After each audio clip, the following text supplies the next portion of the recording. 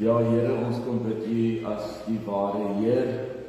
Ons lees dan vanoggend uit Johannes 15 van Jesus wat die ware wynstok is. Here, daar waar ons reeds in Jesaja 5 en Psalm 80 al gehoor het van die wingerdstok, Here, het ons ook gehoor van Israel wat gefaal het as hierdie wingerdstok wat uit hulle eie uit probeer vrug dra. En hier kom Jesus en hy stel hom bekend as die ware wingerdstok. Nie sonder 'n wingerdstok nie, Here, maar die ware ene waarin ons as lote gevestig en geanker kan wees. Dankie, Here, dat ons in U as die ware wingerdstok kan vrug dra. In Jesus naam. Amen. Ons lees dan saam van Johannes 15, die eerste 8 verse in die opskrif, die ware wingerdstok. Ek is die ware wingerdstok en my Vader is die boer. Elke loot wat aan my, of elke loot aan my wat nie vrugte dra nie, sny hy af. Maar elkeen wat vrug dra, snoei hy reg sodat dit nog meer vrugte kan dra. Julle is alreeds reg gesnoei deur die woorde wat ek vir julle gesê het. Julle moet in my bly en ek in julle. 'n loot kan nie uit sy eie vrugte dra as hy nie aan die wingerdstok bly nie. En so ook julle ook nie, as julle nie in my bly nie. Ek is die wingerdstok, julle die lote. Wie in my bly en ek in hom, dra baie vrugte, want sonder my kan julle niks doen nie. As iemand nie in my bly nie, word hy weggegooi soos 'n loot en hy verdroog. Die mense maak sulke lote bymekaar en gooi dit in die vuur en dit verbrand. As julle in my bly en my woorde in julle, vra dan net wat julle wil hê en julle sal dit kry. My Vader word juis daardeur verheerlik dat julle baie vrugte dra en julle my disippels is. Ons lees tot sover en liewe vriende, baie keer dan fokus ons op ja, die wingerdstok is belangrik en ons is die loot en ons moet vrug dra en as ons nie vrug dra nie, dan word ons eenkant toe gegooi, verdroog en verbrand. Volgende wil ek stil staan by vers 8. Hoe verheerlik ek die Vader wat in die hemel is? Dit is ons Vader se verantwoordelikheid om dit aan ons vrouens en ons kinders, ons gesinne, ons families oor te dra. Dis ook die gelowiges se verantwoordelikheid om God te verheerlik. En hoe doen ek dit? En hier staan vir ons in vers 8 geskrywe: My Vader word juis daardeur verheerlik as julle baie vrugte dra en my disippels is. So ja, daar is 'n verantwoordelikheid dat elkeen van ons sal vrug dra en 'n disipel sal wees van Jesus Christus. Ander naam vir disipel is 'n volgeling van Jesus Christus. En as ons dan weer kyk na die anker wat op ons bederfie is, wat uitgedeel is, wil ek weer eens die beeld van die anker en die boot by ons tuis bring, soos die wingerdstok en die loot. 'n Anker beteken absoluut niks as hy op die land of op die kaai in die hawe lê en die boot is in die see nie. Die twee moet aan mekaar verbind wees om enigstens betekenis te hê. En in hierdie storm, as die boot op die see is, en het nie die anker van standvastigheid nie, dan gaan hy nie die storm kan oorwin nie, dan gaan hy rondgeswaai word en gedobber word en die branders gaan in die boot breek en dan gaan die disippels opstaan en vir die Here sê, maar Here, gee U dan nie omdat ons vergaan nie. Maar as die Here jou anker is en jy is vasgemeer in 'n veilige skuilplek in die veilige hawe, dan kan ek sê, Here, U is my veilige anker, U is my vestiging, U is my vesting.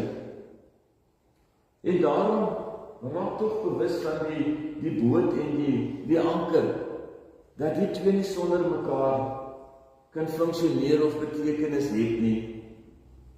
En dan gaan ons verder. Daar was hierdie sendeling op 'n eiland in Java gewees. En hy moes na die dorpie toe gaan en hierdie dorpie het nie eintlik op 'n padkaart verskyn nie. Hy geweet hoe hy naaste by daar moet uitkom. En op hierdie eiland het hy rondgeloop en gesoek en rondgery en gesoek en hy kon nie die dorpie kry nie. En in sy rondry op die eiland kom hy toe af op hierdie persoon wat langs die pad stap. En hy stop en hy vra maar, verduidelik vir my hoe om by hierdie dorpie uit te kom. En al wat die inboorling sê is, Kesana. Kesana beteken in daai rigting. Gaan nou maar in daai rigting. En hy vra vir hom maar, hoe ver in daardie rigting is die dorpie? En hoe weet ek gaan by die dorpie uitkom? En al wat die boorling vir hom sê is, Kesana, Kesana, gaan in daai rigting. En hy moes seker die sending se verwardheid of die frons tussen die oë gesien het en in sy gebroke Engels sê vir hom, laat ek inklim en vir jou gaan wys.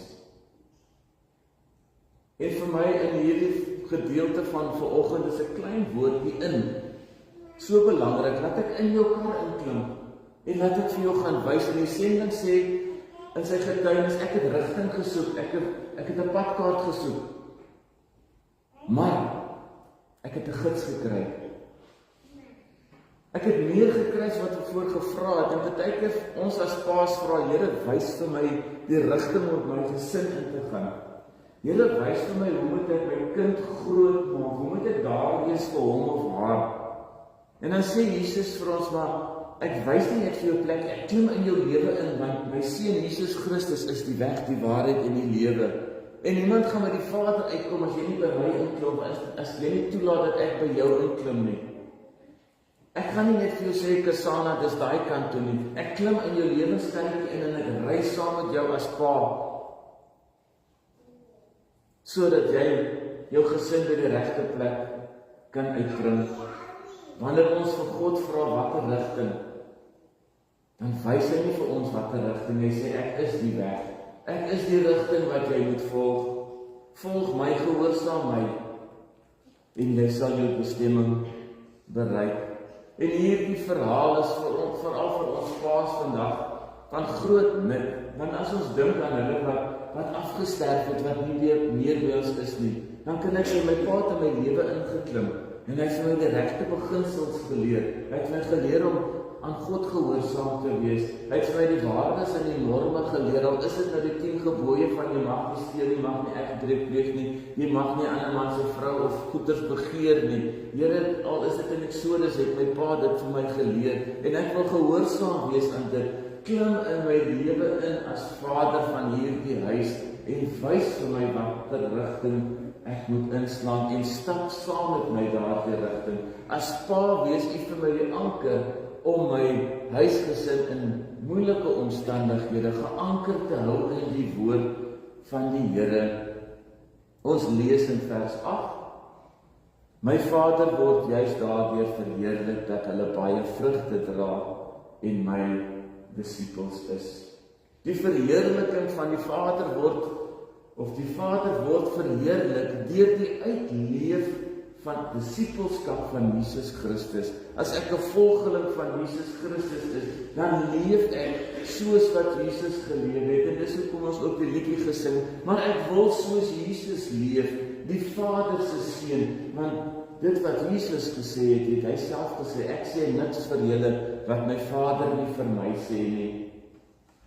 Ek wou so kort videoetjie gewys het oor vaderskap, maar dit het nie mooi vertoon nie. Dit is baie sleg, die gehalte is nie van so aard dat die mense kan wys nie. Maar dit gaan oor hierdie seentjie wat sy pa sien as die superheld, die Superman en die Batman en al hierdie heroes wat hierdie kragte het. En maar sy pa het nie die kragte nie. Al wat sy pa gedoen het is, toe die motor se wiel pap was, het sy pa die wiel omgeruil en die seentjie het gestaan en kyk hoe die pa dit doen. Al wat die pa gedoen het, want hy het geen bonatuurlike kragte gehad het, was om die taakies rondom die huis en in die huis te doen. En by geleentheid het hy vir sy vrou blome gegee. En dit het so gebeur dat hierdie seentjie sy sussie met haar stootfietsie gery het en haar wiel het afgeval. Wie het die wiel reggemaak van die sussie? Die boetie. Die boetie het dit gesien by sy pa. Sy pa het nie vir hom geleer om 'n wiel om te ry nie. Sy ma het op die stoep gesit en boek lees. Die boetie het vir sy ma blomme vanuit die tuin gebring, sonder dat dit hom 'n sent gekos het. Sy pa het nie vir hom geleer of gesê, hy moet dit doen nie, maar hy het dit gesien. Die seun en die pa het stilte tyd gehou in die aand, en op 'n dag kom die pa laat by die huis. Toe hy by die huis kom, het die boetie vir die sussie klaar 'n verhaal uit die kinderbybel uitgelees. Dit is die voorbeeld wat 'n pa veronderstel is om te stel aan sy kinders, deur te leef as 'n disipel van Jesus Christus, 'n volgeling, tot verheerliking van God. Dat jou kind kan sien wat die regte ding is om te doen, dat jy nie altyd nodig het om dit vir hom te sê nie. Deur in Christus te bely, ons as vaders, word God verheerlik.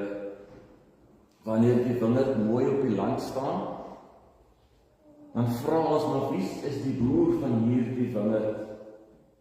Hierdie boer ken van boer, want kyk hoe mooi is die wingerd dra vrug, want dit word gekenmerk aan die boer, sy liefde, sy genade, sy barmhartigheid en omgee. En as ons dit hoor, dan gaan ons terug na die fotum toe, wat ons vir mekaar gesê het, die fotum en die seëngroet is 'n begeerte, dis 'n gebed, dis 'n behoefte wat ons as gemeente wil uitspreek. En ons sê vanoggend, Here, ek wil wees soos U. Vader wat my lief het, laat ek die liefde kan uitstraal. Jesus wat sy liefde bewys het, ek wil ook dit uitstraal. En Jesus gebruik juist die beeld van die wingerdstok, omdat dit nie iets nuuts vir die Israeliete is nie. Reeds in Jesaja 5, gaan lees gerus Jesaja 5, waar die boer die land voorberei vir die plant van die wingerd. Die land word voorberei vir die plant van die wingerdstok. Jesus om Jesus in jou lewe te plant. Die klippe word verwyder, daar word 'n wagtoring opgerig. Die parskype word uitgepak of uitgekap. Alles word voorberei vir die wingerd, sodat dit die beste oes kan lewer. En dan vra God die Vader, wat moet ek meer doen sodat daar 'n oes gelewer kan word? Want die voorbereiding is daar, die ware wingerdstok is daar. Julle wat die lote is, julle hoef net die vrugte te dra of die vrug te dra wat deur die werking van die Heilige Gees in julle sal laat geskied. Psalm 80 vanaf vers 9, U het die wingerdstok uit Egipte uitgehaal en hom in 'n ander gedeelte gaan plant. Daar gaan ons sien dat die wingerdstok uitgeplant is. En dan kom ons by vers 15 van Psalm 80 waar die digter uitroep, Almagtige God, kyk tog uit die hemel af en ontferm U weer oor hierdie wingerdstok. Waar Israel die wingerdstok was en veronderstel was om die voorbeeld vir die nasies te wees in Kanaan, in die beloofde land in te gaan om te wys dat die Here hulle God is, daar het hulle gefaal en daarom kom Jesus in Johannes 15 en hy sê, maar daar waar Israel gefaal het, hier is ek die ware wingerdstok en uit my uit julle die lote, julle sal die vrugte dra. Daarom moet ons paas die vraag afvra, wie is jou anker in jou lewe? Uit wie uitvloei jou disipelskap, jou navolgingskap, jou optrede, jou gedrag? Is dit vanuit jou werk? Dat jou kind sien, maar my pa werk om mos dood en hy het nie eintlik tyd vir my nie? Is dit vanuit die bottel uit? Is dit vanuit die vriende uit? Is dit vanuit dwelmverslawing of middelmisbruik uit? Watter boodskap stuur ek as pa uit na my kinders toe? Wie se disipel is ek en wie is ek geanker? Of is ek dalk soos die Israeliete van ouds, wat ek sê, maar ek is die wingerdstok op my eie kragte gaan ek probeer om die regte ding te doen. Ek wil vir ons vaders sê wat verkeerde besluite geneem het, Kom ons staan op uit die varkhok uit, en ons gaan terug na Vader wat wag vir ons, sodat ons hom kan verheerlik met oop arms wag, ons hemelse Vader vir ons. Want Jesus sê, hierin word my Vader verheerlik, dat ons disippels van hom is. Nie geld nie, nie besittings nie, nie die sukses in my lewe nie, maar my disippelskap in Jesus Christus is my nalatenskap aan my kinders. En daarom kan 'n jong seentjie vir sy sussie se motortjie se wiel regmaak, kan hy vir sy ma blomme bring, en hy kan vir sy sussie 'n stuk uit die Bybel uitlees. Volgens se boodskap of oproep aan ons paas is nie om harder te probeer nie, maar om eerder te bly in Christus. Te volhard in Christus. Mag elke pa, oupa, geestelike vader vandag weer sy plek inneem as die loot wat vasgeheg is aan die ware wingerdstok. Want wanneer ons in Jesus Christus bly, word ons lewens vrugbaar.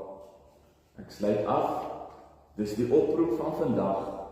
Nie probeer om harder te werk of harder pa te wees nie, maar om in Jesus Christus te bly. Mag ons getuig van die volgende: ek is 'n pa wat in Christus bly, en my dade is die vrug wat God die boer in my lewe verheerlik.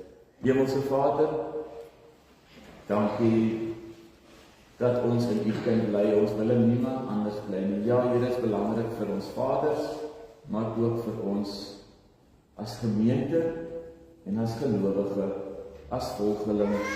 Here, dankie dat ons dan so kan vrug dra nie uit ons eie uit nie, maar deur die krag van die Heilige Gees. Ons wil nie die loot wees wat verdroog en verbrand nie. Help ons om in U te bly en U ons, soos ons in hierdie gedeelte gelees het. En dankie, Here, vir 'n boer wat omgee, en mag ons dit wat ons dink, sê en doen, God verheerlik in Jesus naam, en deur die kragtige werking van die Heilige Gees alleen. Amen.